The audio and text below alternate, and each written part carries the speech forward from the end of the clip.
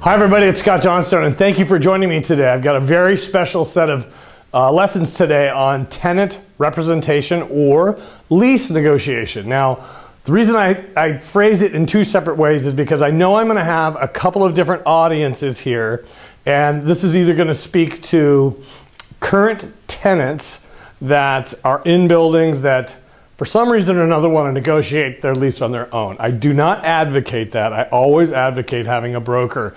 Landlords fill their cadre or their side of the table with teams of specialists that are out to get the highest dollar amount possible, the final penny of the deal. There is no owner in any metropolitan marketplace that doesn't have at least 5 team members negotiating on their behalf with them in tandem against you.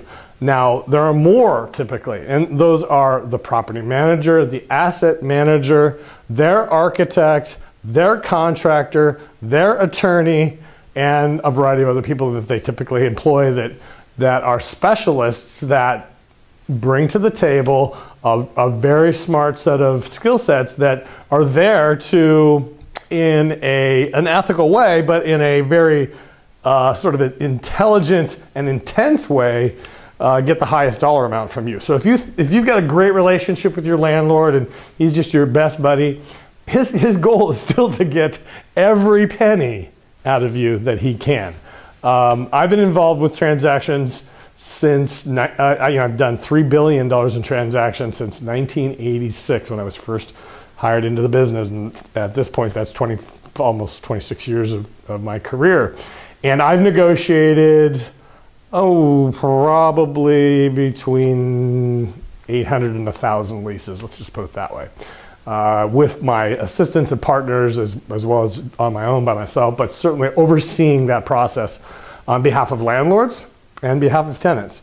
We've represented over 16 million square feet of space, done 32 ground-up lease or sale development projects, and negotiated on the landlord's behalf. So look at me as kind of like having worked for the IRS.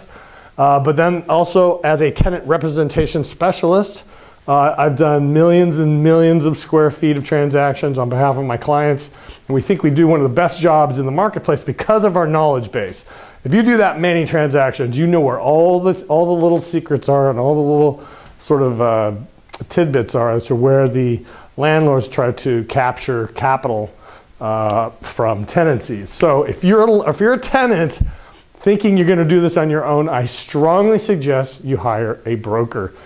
And I know you're going to say, there's a fee involved. It's going to cost me money. Well, it's simply a 4% fee. And in my transactions, typically, if I can look back over my history of all the transactions I've been involved with, and I look at the savings versus what the landlord proposed, it's typically anywhere between about 10 and 30%. And it's been as big as 50%. So the money's worth it just on the negotiation side alone, not to mention the extensive process this is. It can take up to a year to get a lease done. And the amount of time and effort and focus that it'll take it away from your core business will be tremendous.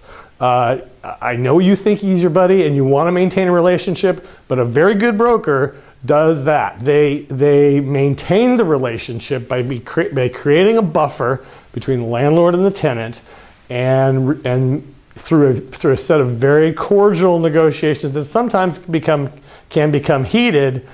The broker can take the blame for let's say the tougher points of negotiations. And you simply can say, well, my broker is recommending this, and I've left it to them, and I'm just going to sit in the background till the final stages of the transaction. So that's my recommendation.